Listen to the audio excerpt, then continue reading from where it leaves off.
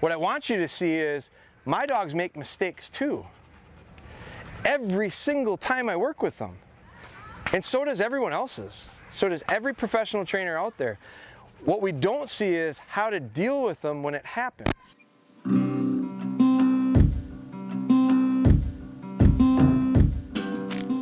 I'm honored to be here for this show. Obviously it's first year and excited about it.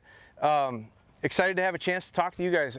Who wasn't in the last, because a lot of you are familiar faces. Who wasn't in the seminar inside? So some of you are going to kind of catch, my goal whenever I do some type of a presentation or a demonstration, I take demonstration a little lightly, because I've watched a lot of dog demonstrations and I think they're very impressive. But I also think they become pretty frustrating. They were for me anyway, because I used to watch a lot of them, and I'd go and I'd see, and the guy would do something with a dog like these three, and I'll introduce these three. This is Spry. Spry is 4 years old. If you saw in our booth or in the seminar before, we've got a little puppy, Chief. He's 15 weeks old. Spry is mom of Chief. Spry's mom is Taylor, out there relaxing, sunbathing for us nicely. Taylor's probably one of the easiest dogs you'll ever meet. She's really she handles really well. You're gonna see, she's very slow. It's a nice, slow, methodical working dog. So that's mom, that's grandma to Chief. This is Ellie. Ellie is one of my favorite little dogs in a long time. She's 6 years old. She'll turn 6 in September, and Taylor's 8. So I could do some stuff with them, and we will do some stuff with them that a lot of people will probably be like, wow, that's pretty good. That looks pretty nice. The thing about it is it'll look probably pretty easy. Yeah, come on in, guys. It'll look probably pretty easy, and because some of the stuff that we're gonna do is gonna be relatively simple for them. The thing about it is when you go home, you can go in your backyard, you could find a park that looks a lot like this, you could set it up very similar to how I'm gonna do it, and you could try it, and it might not work. And then you'll look at me and you'll be, that doesn't work. Because I did it exactly the way he did it. I set it up the same way. I told the dog to do the same thing. The dog looks the same. It didn't work. So now here's something that's interesting about this dog. Come here, sit. Spry doesn't like bangs. Did you see how she jumped off there as soon as they started shooting out there? Sit. She's real anxious right now. You see these two, pretty cool. Read their body. Like, this is a good body language thing. She's panting. She's a little anxious right now. She doesn't like that. So a lot of people say, well, that can't be a hunting dog. Well, just wait till I shoot the dummy launcher, because you're going to see that I don't like that. There's a 4th of July thing that I always see go around on social media that says something about, oh, your dog's afraid of fireworks. That's cute. My dog's looking for ducks. I think that's par for the course for a lot of dog trainers. Like, there's a lot of ego in the dog world. And I think a lot of times we think these dogs and us are big, bold gladiators. I try to make sure that that's not the impression. Like, last night we had thunderstorms. Like, my dogs don't go in certain rooms in our house. We have hard floors and we have soft floors, and they're not allowed. Like, she'll find a friend right here. And I'm okay with that. That old dog, I'm all right with that. She says, I'll get a little loving. That's okay. She was at the foot of my bed in a room she's not allowed to be in the middle of the night. I heard her up the stairs, and she curled up under our bed because it was thundering and lightning, and I said, I'm not fighting that poor dog. I'm not going to go put her in her crate or her kennel. She's really uncomfortable with that stuff. The little bit of gunfire at the distance, she'll settle in probably by the time we're done, and it won't bother her. But that first shot that she was out here for, she said, I don't like it. So what'd she do? She says, I'm going to go over by him. I don't mind it, because what is she telling me? She trusts me. She feels pretty comfortable around me. You'll see she's not gun shy. I'm going to shoot a dummy launcher, and you're going to see her get as intense as you'll see her this whole hour. So Ellie, 6, Taylor, 8, 4 for Spry. We talked inside a lot about how important foundation is. And it's because without it, everything falls apart. So Chief is working on steadiness. Come here, girls. Taylor, come here. Spry, come here. Spry, come here. So sit.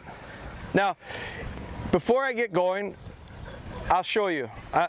We'll give you, and here's the thing about this too. The thing about a day like today, really got to be careful. Not the best scenario for training. Like I wouldn't be training right now. Sit. Our training would have been done by probably about 6. Sit. And then we might fire back up a dummy or two tonight about 7:30, 7:45. Like I get the last 45 minutes of the day. Because it's going to be about 20 degrees cooler in the morning and in the evening. And I'm going to make sure I got water. Like this is, I'm very sensitive to it because I've lost a dog to heat stroke. I wasn't there. It was my dog, but I wasn't there. My dad took one of our dogs to South Dakota a couple years. This is when I was in college, so it was a while ago. But took her out to South Dakota. Dog wasn't in the best shape, but it really didn't have anything to do with that. But they hunted on opening day, and he called me that night from the hotel that Paige had died. She hunted for 25 minutes. She tipped over, and she had a heat stroke. And so I'm pretty sensitive to it. I got a couple black dogs in the sun right now. I'm not going to push them real hard, but I think you got to be careful. I think you really got to be careful. But I'm going to show you right now. Ellie, heel. Heel. Ellie. So just so you know, they do retrieve. Ellie, go back. Right.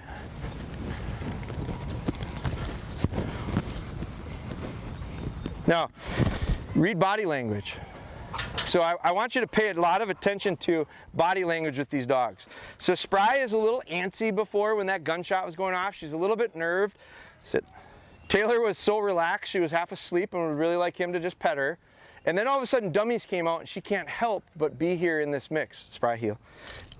Read the body language on this dog. Look at the language on her.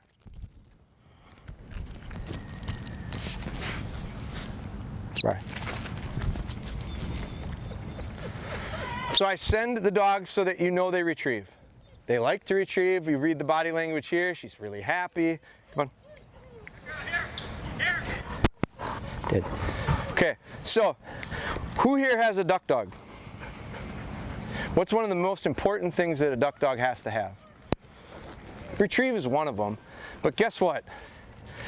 Labrador Retriever. Who knows like a golden? Golden Retriever. It's their last name. They retrieve. Like, I think we're in a hurry. How old's your puppy? 14 weeks. Chief inside is 15 weeks. Chief's made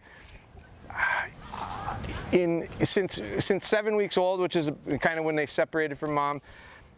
So it's 8 weeks. I bet you Chief has made less than 10 retrieves. And I should say less than 10 good ones. He's had a few that weren't so good, where he decided, we gave him a little more freedom than he probably could handle. He decided he didn't want to bring it back. He wanted to lay down with it. So I learned very quickly and I said, well, we won't do that again. So from about that point on, we went in the hallway and we closed all the doors in the hallway. And then I had no distractions and I sat down on the ground and I started out with a balled up sock. And I rolled it down and he ran and picked it up and he brought it back to me. Like he had nowhere else to go. And he thought it was great. So I did that about 2 or 3 times and then we were done. And about next week I did it again with a little puppy bumper. I've got a puppy bumper in here, about that size. Now these ones have wings on them, but I didn't have wings on it, just a little puppy bumper. Tennis balls, he likes tennis balls, so we made a couple little puppy retrieves with that. I'm not worried about his retrieve. I know his genetics. He's a retriever, he'll retrieve. What he doesn't do naturally is be patient, calm, quiet, and steady. And so tennis balls are very exciting things.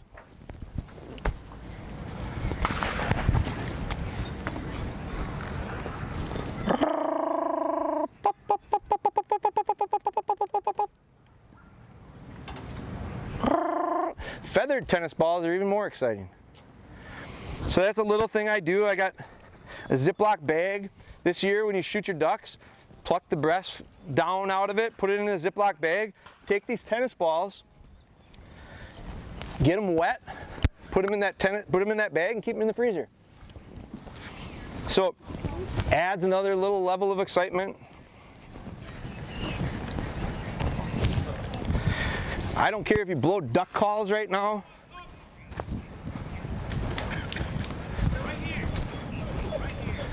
Dummies aren't anywhere near as tempting as the tennis balls. But that steadiness part, without it, I don't have a lot of fun with my dog in the blind. And my buddies don't invite me back.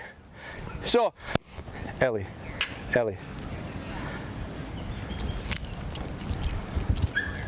Good girl. Here. Good. Here. Sit.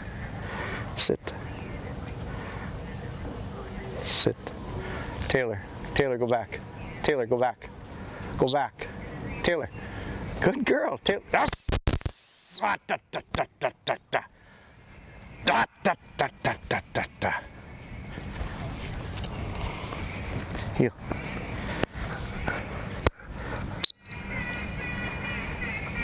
Taylor. Go back.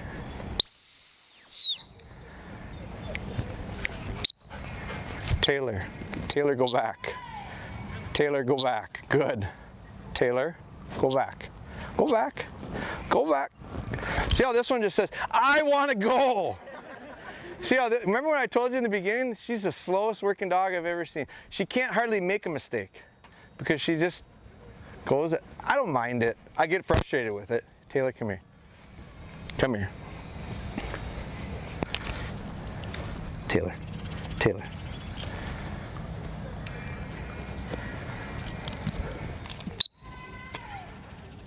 Good. Ellie, heel. Ellie. Now you'll notice this dog. Sit down. Here. You'll notice this dog. What did she do? She laid down with that dummy in her mouth. She's not setting it down. Did. The reason I'm showing you all this stuff is because it's not fancy, but it's real precise. And it's not even perfect. And it's simple. So I look at this and I go, and these dogs are probably looking at me and going, why in the hell are we doing this? This is like doing ABCs for these dogs. And so they're probably caught off guard a little bit. But what I want you to see is steadiness is so important to me with a gun dog. Control is so important to me with a gun dog. If I don't have it, it's just not fun.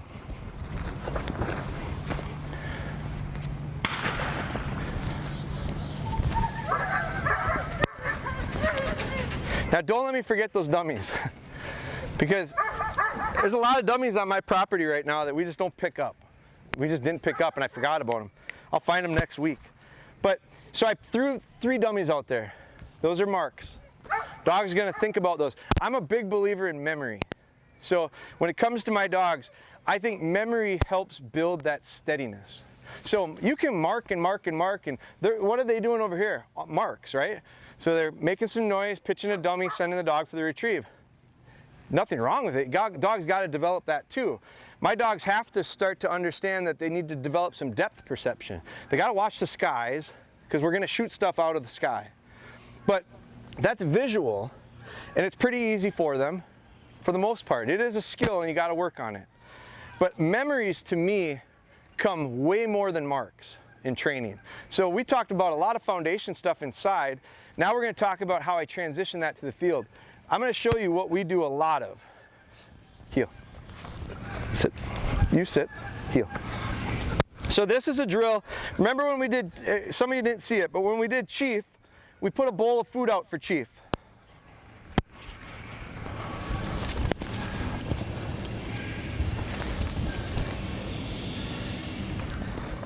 So I just very softly said, no heel. And I heel her back.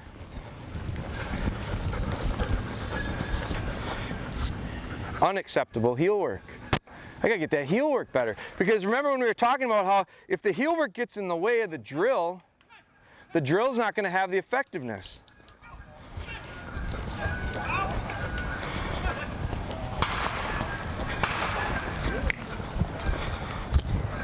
Come on.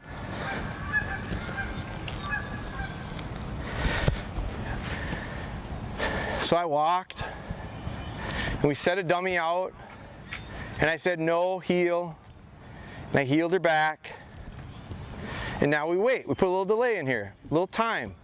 Memory, real important. Dogs have long-term memory and short-term memory, and it's real important. Timing is a very important piece of training.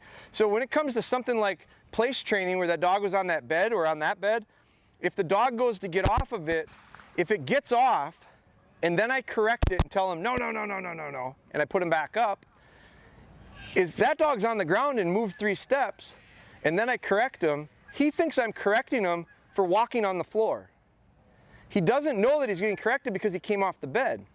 So the short-term memory, 2.7 seconds is what they say it is. If you don't get that correction within that minuscule amount of time, the dog doesn't know what you're correcting him for. Now, long-term memory is different. These dogs are built, they have the ability to have long-term memory. That one, and that one will be long memories for them. We'll pick them up at the end. They're also going to act as diversions. Because this dog right now, I want to send her to that one, and she knows those 3 are there. And so is she going to be drawn? That one's a lot closer than that one. So does she have the ability to listen to me and say, go get that one instead of this one? Or is she going to get sucked over there? So, but this whole setup that we just did, I call this a trailing memory. Because we built time into it. We built delay and we built distance. I can't throw it that far. So I do a lot of memories. I do 85% of my retrieves early on with dogs is memories. Because I think it creates so much value outside of the retrieve.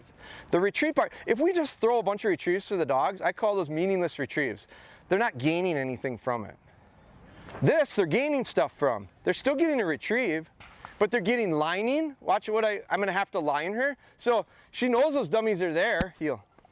If I want her to pick that one, I line to it and look at her head. So I say, no, leave it. And then I line. And now the important part is where's her nose, her shoulders, her spine, and her tail. Because if she's lined that way, and I send her there, she's going there. So a lot of times we're in a real hurry to send our dog. This is the part, so now we'll back up to the people that were in the seminar before. Remember heel work? Why I said heel work is so important? Heel work is not walking the dog. Heel work is a position. The position is left side for me. You can pick whichever side you want, just pick one and be consistent. Left side for me, shoulder in line with my knee. That's where she is right now. So if I turn, she should understand I got to be in heel position. And if I turn, it helps me line her up and aim her. Without good heel work, how the hell can I do this? Because I'll be fighting this dog to get her into position. So let's send her, plenty of memory here. Now, where's the value in this the additional value in this setup?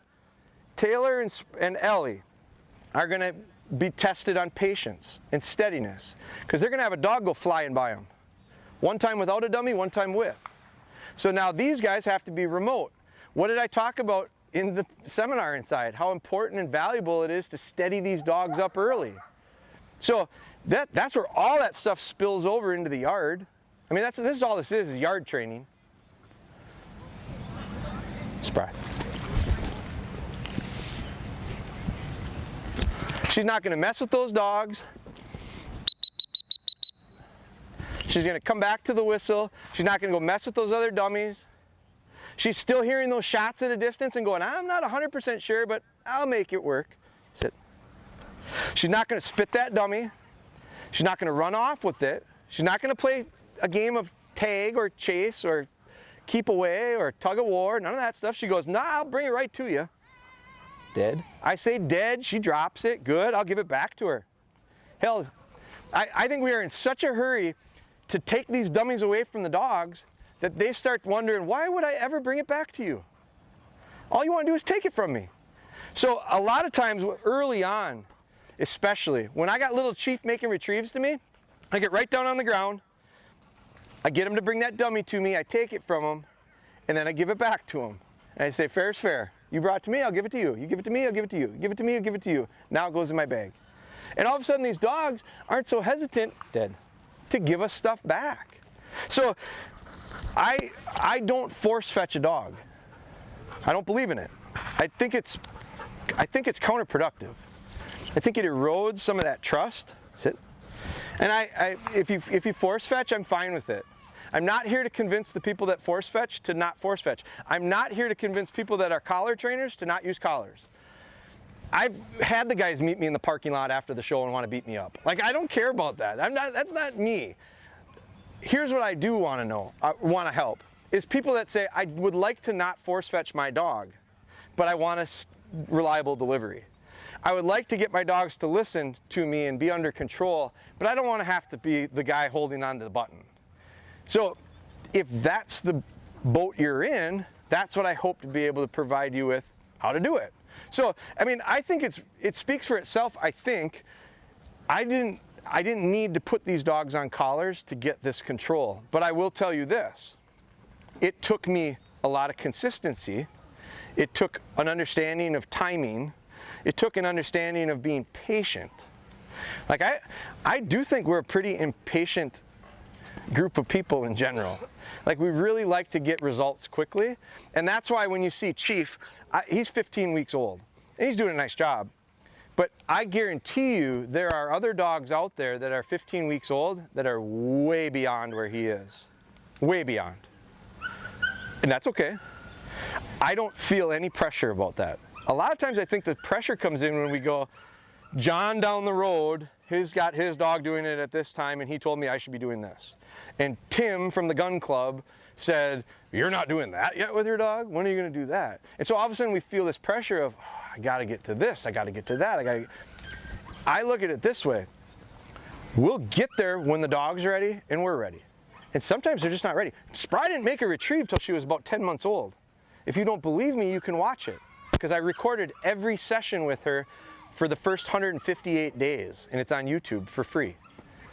It's a little rough. I mean, I literally did it with my phone. I did it Facebook Live.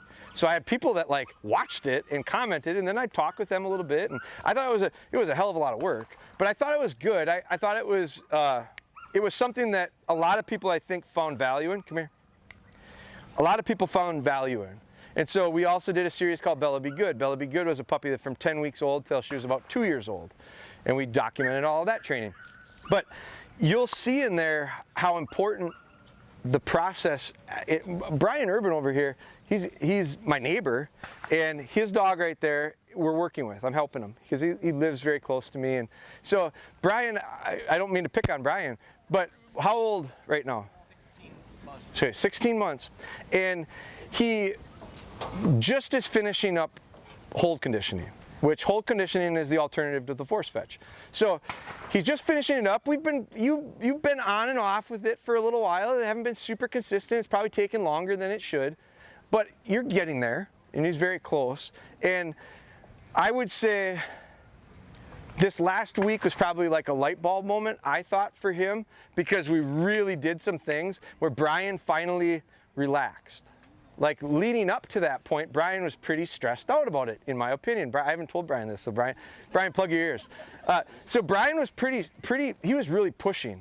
And why were you pushing? Be honest. Hunting. Because hunting season is a week away. Okay? And I'm really glad he said it, because he never said it to me before, but I knew it. And there's a lot of people, I was at Deer Fest a couple weeks ago, and a lot of people are really stressed out because the end of August is a hunt test that they want to run their dog in. And they're not able to do this, this, and this. And September 1st is teal season. And September 15th or 18th is grouse. And how can I get my dog ready for this? This was 3 weeks ago. I said, well, you just don't hunt it. You know how disappointed they were? And they looked at me. I said, yeah, you just don't hunt it. If it's not ready, you don't hunt it. And so what I thought was interesting was I followed that up with, have you watched our series called Callie Keep On, which is a series we did on YouTube of another dog that I trained. She's just a little over 2 years old right now. This will be her first hunting season. So I explained to him, I said, have you watched Callie? Oh, I love that series. Great, I loved it. Oh, such a nice dog. Yeah, she really is. I said, it's her first season. She's 2. She's over 2. And all of a sudden, this look of relief came over their face, and they just exhaled, and they went, oh, really? I got a whole year before I'm up to where Callie is in age? I said, yeah. And she was just ready to hunt now. So I don't know where we came up with the idea that we have to be in a hurry to get everything done with our dogs, but it's really created a lot of issues for people, especially when you're training them yourself. Now, if you're a professional trainer and you sell based on time, so I train for people. Callie is a client's dog of mine. I don't recommend it. It's not a real good business practice, but I don't charge based on time. I have a flat rate. You send your dog to me, I'm going to train it for this, and it's going to come home when it's ready, and you're ready, and I'm ready. And some of my dogs have gone home as quick as 10 months, and some of my dogs I've had closer to 18 to 20 months. It's the same price. Like I said, doesn't make a lot of sense business-wise. But my business is not built on dog training. Our business is built on training products, and then we share how to use them in the hopes that you're able to do it on your own. You know what the beauty of all those people that I talked with at Deer Fest were, and probably all of you guys too? Not one single person here is up against the calendar. None of you have made commitments to anyone that you'll get a dog to a certain point by a certain date and for an agreed upon amount of money. It's all gone, none of that pressure. So, how old's your dog? 9. Yeah, her eyes just got really big. 4 months. 4 months? How old's your dog? 4 months, yeah. 4 months. Who's got one under 6 months? Whew, there's a whole bunch of you. Who's got one over 6 months? How old's your dog? 14 months, puppy. 10 months. 10 months, puppy. 12 months. 12 months, puppy. Puppy, puppy, puppy, puppy. Anyone got one over 2? How old? Almost 3. 3, you said, yep. 2. 3. 3. 4. They're all should be, if they were my dogs, they're probably in their 2nd season. And you know what the first season is for me? It's training. I might not bring a gun. That's the first hunting season. Doesn't sound like a lot of fun, but I'll tell you right now, 4, 6, and 8. And you know how many good places I get invited to go duck hunting? I mean, I get opportunities to go to like really, really good places. You know why? They don't like me. I mean, I'm a hell of a lot of fun, but especially on Saturday night. But I don't get in. It's because I bring really nice dogs. Like these dogs. Ellie, heel. Heel. So we're working, birds are working. Oh my God, bang, bang, bang. There's shots over here. We're quiet, we're calm, we're steady. Ellie.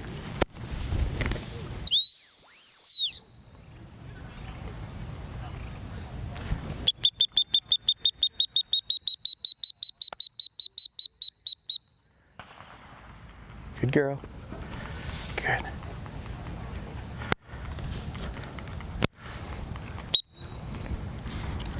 We decided we didn't want to get that one. There wasn't a peep. I peeped the whistle. I like a little British whistle. Not gonna flush game. It's pretty quiet. It's not. Ben uses it as a duck call at times. He'll whistle. What do you whistle for? Wood ducks or whatever with it? He's doing a whistle with it. So, real versatile tool, right? $5 in my booth. I never sell them that cheap, but little peep whistle. It's one that we have designed for us. It's a 211.5 is the size.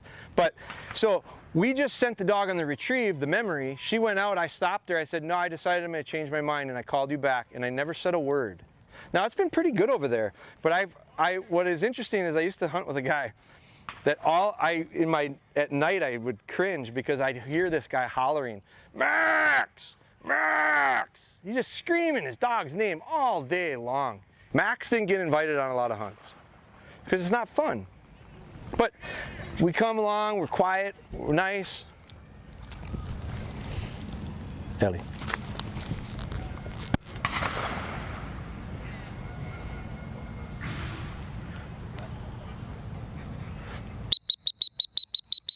Now, did you see the pace that she took? Did you see her pace?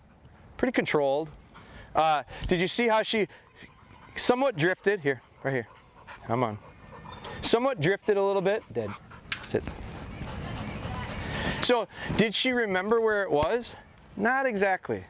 And I could see it by her body language. But her momentum kept her going.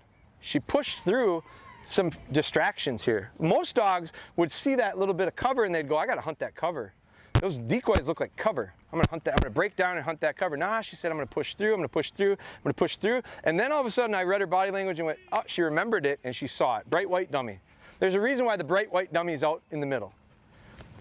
I think I got a colored feathered dummy and a colored feathered, oh, that one's just colored. Harder for them to see. Makes them use their nose. Now, we'll reset that up. Go right back out there with it. Now, remember, you see the freshest one in her mind. She just watched that one. She'll run with a lot more conviction, I bet, this time. Because I'm going to line her up for the exact same retrieve. She's got the confidence. She just made that retrieve. She made it after a 25-minute delay, and she pushed through and picked it. Now I throw it back and I replace it, and I guarantee you she's going to look at it and go, I'm going. I know right where it is. Heel.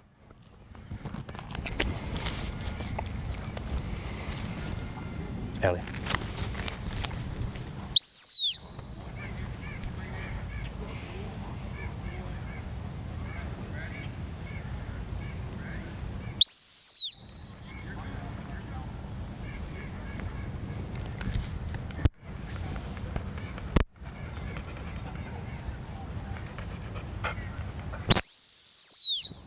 Strong cast over. Now,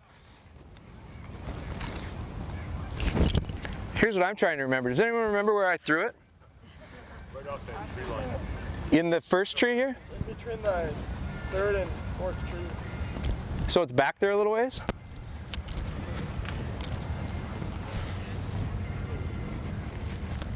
So here's a good lesson for you handlers. Hard to send a dog on a dummy you don't know where it is.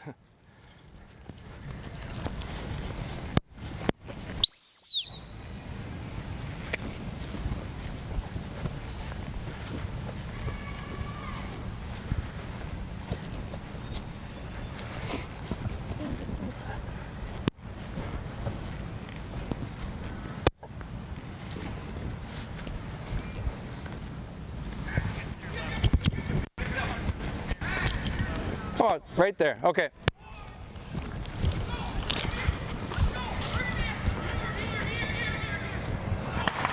Good.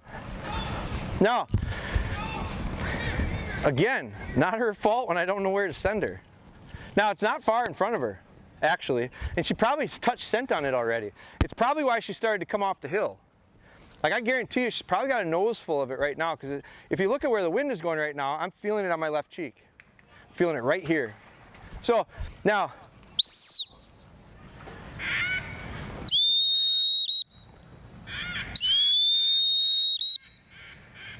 good dog.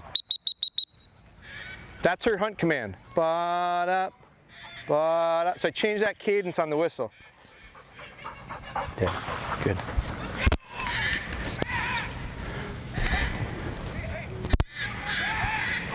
Do I hear Max out there? Yeah. Ellie.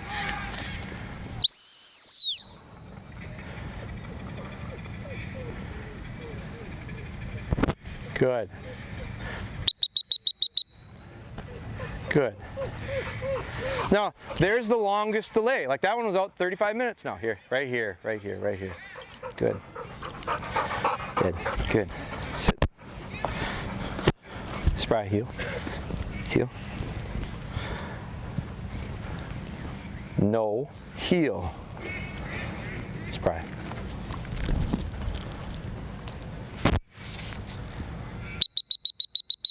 Now, did you see I knowed her off that one? Lined her to it? No. And as soon as I do, read her body language. She goes, whoop. And I know she knows it's not it. Dead. Spry. There's where that dog hunts short. Go back.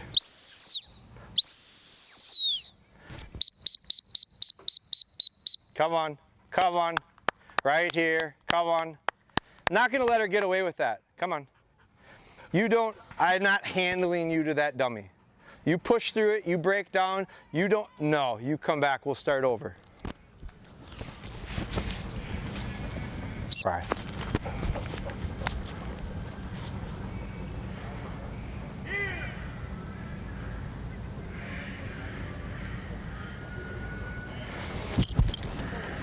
I want you all,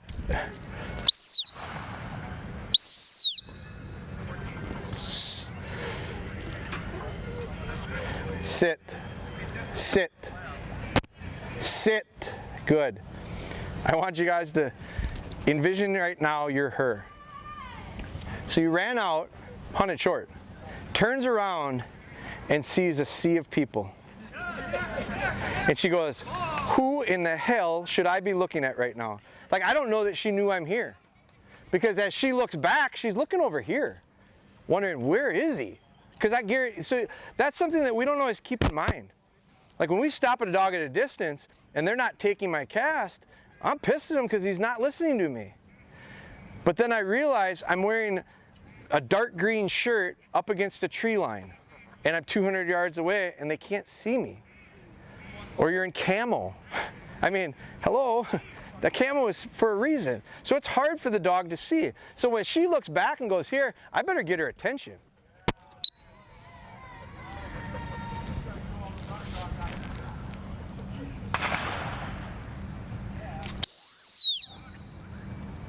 Go back. Ah!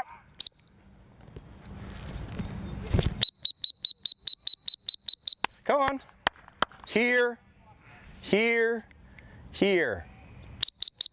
Here. Right here. Come on. Come on. Come on.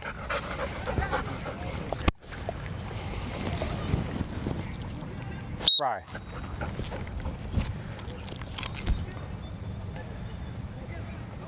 Bingo. 2 times she breaks down short. I'm not going to turn this into a handling drill. Come back. Let's do it again. Come back. So what does this tell me? So I go home from this here, right here, right here, right here. So I go home from this and I go, okay, Spry, let's go set a spread of decoys out. Let's push her through them.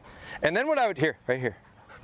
And then what I would do to build off of what we just did, because that's not very far, 50 yards. So we'd run it at 50. And then I'd back up to that big tree there and I'd double the distance and we'd run it at 100. And then I'd back up 150 and then I'd run it from 200. And I'd do it at about 4 to 6 retrieves, adding 25 to 50 yards each time. And then all of a sudden by the time we're done, she's running to a known spot, running through those decoys with confidence, picking that dummy and coming back. And then all of a sudden 50 yards is a chip shot. Like, so we back ourselves up, which makes the short stuff real easy. So we do that with everything. Like that's a perfect example of, and I don't know that I really said it in the beginning, I kind of alluded to it. These aren't demonstrations for me to show you how good I am, because I'm not bidding for your business. Like I don't want you to send your dog to me, I can't take your dog. What I want you to see is my dogs make mistakes too. Every single time I work with them. And so does everyone else's. So does every professional trainer out there. What we don't see is how to deal with them when it happens. So instead of me getting upset with her and trying to fight through this, I go, no, stop, come back, let's try it again. And maybe I need to set it up differently. Maybe instead of a marked memory, thrown dummy, I walk out there with her and drop it and heel her back through. When you run into an issue, you figure out, I think, instead of figuring out how to fix issues, I try to figure out, why did we have the issue? And then we start thinking about how could we do it differently to set it up so that they understand. I have found that dogs don't do things to spite us. I think a lot of us think they do. They don't. They are not trying to get you mad. They're not doing it because they're stubborn. They're doing it because they don't understand. When they do something wrong, they don't know what you wanted. And so it's on us. It's my fault when the dog makes a mistake. And it's up to me to fix it. Who's got questions? Because we're going to have a little bit of time for questions. Because I did not leave any time last time, and I think we have till 1 o'clock, don't we? Yeah. Okay, so we got plenty of time. We got 15 minutes for questions. Does anyone have any questions? Yeah. What do you do with the dog that's whining while he's sitting there? So, how old's the dog? He's 10 months. Okay. So whining is one of these things that it can be tricky because some whiners whine genetically. So mom and dad whine, puppies are going to whine. Like whining is a trait. It's passed on. So if you have a whiner, I think you can curb it. It's harder, but I think you can curb it. What the problem is or what is interesting is not all dogs whine, and a lot of them don't. And what happens is dogs start to whine when they're little, and we don't nip it in the bud right away. And then all of a sudden whining becomes acceptable and whining becomes cultural. If you've got a trailer full of dogs that whine, just about every dog you bring around them is gonna whine, because that's what the pack does. That's what the culture is. So what I think is probably, and this is an answer that could be for whining, it also could be for dogs that are jumpy, creepers, dogs that can't settle in general, antsy feet, lots of symptoms here, is build more patience. And so what will that take? Well, it'll take a hell of a lot of these. Does he get excited when he throws retrieves? Yeah. Okay, so we're gonna throw a lot of these. And I do this early on with dogs. I talked about how I do a lot of memories and not a lot of marking. Well, I mark a lot. I empty the bag. I just did it. I emptied the bag. And then I go and I pick them all up. And the dogs start to understand that just because something gets thrown doesn't mean I'm getting a retrieve. The reason they're whining is they can't control that excitement. It's a way for them to release that excitement. And so, antsy feet, same thing. I get these dogs to start realizing, like, look at what happened as soon as I started throwing dummies and going to pick them up myself. The dog laid down. Because she realizes, she's seen this enough times, I'm just not gonna get one. So it's gonna be a real pain in the ass for a while, because that dog's getting used to picking them up. You got 8 months worth of habits. Here's the beauty of it, it's only 8 months of habits. It's a lot, but it's not 8 years. So whenever we have to reverse something, I think it takes a lot longer. So one of the best training tips I can tell you is to always have this mindset of, what are we doing right now and how can it benefit me? What are we doing right now and how could it go against me, and avoid that? Like not training the bad habit in is probably the most effective thing we can have when they're young. So when the dog's whining, were you in the seminar? Yeah. Okay, so that feeding drill, I'd be doing the feeding drill every single day. And watch how quickly he's gonna realize, I don't get to eat when I whine and fuss. And that'll be a good place to start it, and that'll be a good place to be consistent with it, with a lot of repetition, all the time, every day, every day, every day, every day. And it won't even take any more time. So, but then a lot of denials. Denials, denials, denials. Denials build steady dogs. Denials don't crush retrieve. I think it intensifies it. Because about the time they get one, they are ready for it. It actually builds up in them. But it can't be so bottled. It can't be like this pop bottle that you put the lid on and you shake it up. Because when you open it up, I want these dogs to get to the point where they start to understand, they just slowly release that excitement.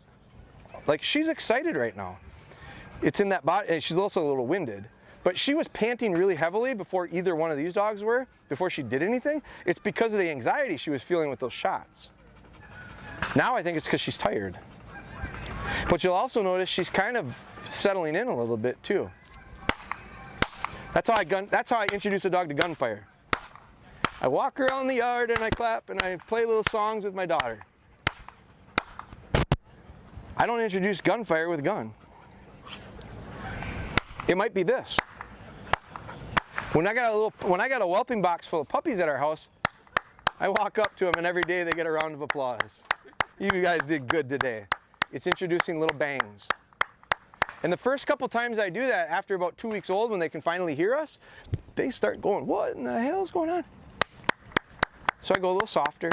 Oh, you guys are good. Come on, come on, come on, everybody, come on. And they all come out, and then we put the food down, and oh my God, you're so good. That's how I introduce them. So I can start throwing dummies, and that's almost as loud as that. So we're baby stepping everything. So with the dog that whines and fusses, steadiness, steadiness, steadiness, denial, denial, denial, until the dog finally gives in and realizes, because when he is quiet, so here's the thing, once you do that long enough and he decides, I'm not gonna get it, surprise him. You were quiet. What's his name? Trigger. Trigger. Now Trigger gets a retrieve. And he goes, really? That's what gets me retrieves, is sitting here quietly. And then throw another 15, 20 of them, pick them up. And then send them on the one that he's quiet on. So I do think when they're really whining and fussing, like on the beds, if they can't settle down, first off, you gotta be patient. And you gotta maybe buy a thing of earplugs. You gotta let them cry it out. When they're in their crates and they're whining and fussing, if you let them out when they're whining and fussing, all you did was intensify the whining and fussing for next time, because that's what got him out. That's what he thinks. So as soon as he's quiet and tires himself out and falls asleep, I go over and I go, well, you're a good boy, come here. Take him outside and let him go to the bathroom. And he starts to realize, well, that's what I want. What got me that was right before that, and that was the behavior. So, that's a good question. Something kind of goes along with this. I know it's fine. Whines when we're out hunting. Yep. Doesn't do it at the house. Okay. 5-year-old dog that whines all the time when he's hunting. So. Absolutely. Well, open up the gun case and she knows if there's guns and whatever. Yep. Same thing. So, what I would do is, in training, does it do it when you're training? Okay. So when you're training, pretend you're going hunting. Just go to the gun cabinet, get the guns out, go through the whole thing, set up the decoys, do everything, and go through training and demand that same level of behavior. Quiet, calm, steady. If you're not, you don't get to retrieve. And so start replicating it and trick them. They're pretty smart. Hell, I could drive for I got a cabin up in northern Wisconsin. I can drive for 2.5 hours on highways, roads, it doesn't matter, road I take. I can take all different directions to my cabin. These dogs lay on the back seat of my truck and they sleep the whole way. And then as soon as I turn down the last road to get to our cabin, all 3 dogs get up and they're all ready to, they know we're there. How do they know? I don't know, but they're smart. So if I got a dog that decides we're going hunting, I'm changing my behavior. Hell, we'll go hunting every day. And we're just not gonna shoot anything until you start changing your behavior. You don't get rewards. You don't get retrieves in training until you're quiet. So start making it look more, replicate the real thing. Good question. We appreciate you coming out and look forward to Treats as rewards. So I bend the rules a little. I'm not a treat trainer. I don't look good with the fanny pack. So I'm just not going to carry one around. I'm not big on the idea of treat training because I think it's bribery. I think we get dogs that get partially trained. I think it's tricks. I think we're training tricks. So I don't like that idea of it. Now I will use food as a motivator at times for certain things, especially with young dogs for recall. If I got to shape that behavior of the dog coming to me and I give him a piece of kibble, I'll do that a little while and then I'll phase it out and I'll praise him instead of the kibble. So I will use it at times. I'm not 100% against it. I think the problem with treat training is the problem with it is it's a thing for us that makes us feel very good as trainers. I've seen amazing things done with little dogs with treats. Like you go Google it, treat training. You'll watch dogs that are 10, 12 weeks old healing perfectly off lead, and that's the video. Heal perfectly off lead with a 10-week-old puppy. I call BS, because take the bowl of food out of your hand and see how well the dog heals. That's not heel work. Heel work means you say heel, and they're in position, and then I walk and stop and they're in position. That's heel work. So can I shape that behavior early on? Sure can. But as soon as you take that food away, if the behavior leaves it as well, that's incomplete training.